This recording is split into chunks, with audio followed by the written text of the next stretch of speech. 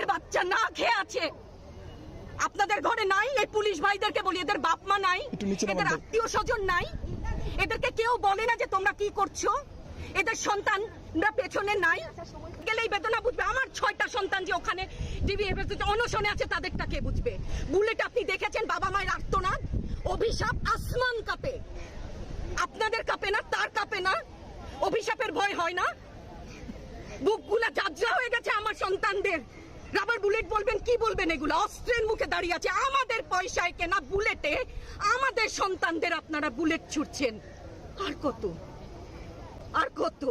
Police ভাইদেরকে বলি, ভেতরে তো আপনিও মানুষ, পুলিশ ভাই বলি না, ক্ষমা করবেন, মুখ থেকে বার হয়ে গেছে। তাদের ঘরেও সন্তান আছে, তাদের খোলসের ভিতরেও মানুষ। যারা এখনো ঘরে আছেন তারাও জানেন আর কতদিন ভয় পাবেন। ভয়েই থাকেন। একটা মারবেন 10টা আসবো, 10টা মারবেন লক্ষ আসবো। সারা দেশের মানুষ, মা বাপ সব একসাথে দাঁড়াবো।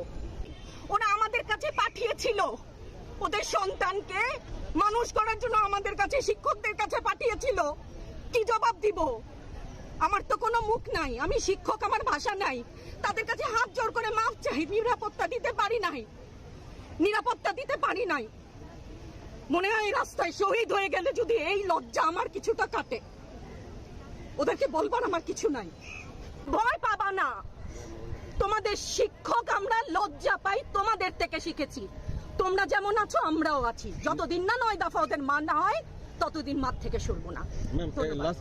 নিরাপদ না তো? আপনি নিরাপদ? সংবাদ কর্মী আপনি কি আত্মসম্মান বিসর্জন দিয়ে বিভিন্ন নিউজ, লেবুর বাম্পার ফলন নিউজ করতে হচ্ছে না? আপনারও লজ্জা লাগছে না? আত্মীয় স্বজনের কাছে মুখ দেখাতে পারছেন না তো? আপনার হয়ে আমি লড়ছি, আমাকে সহায়তা করেন। Thank you.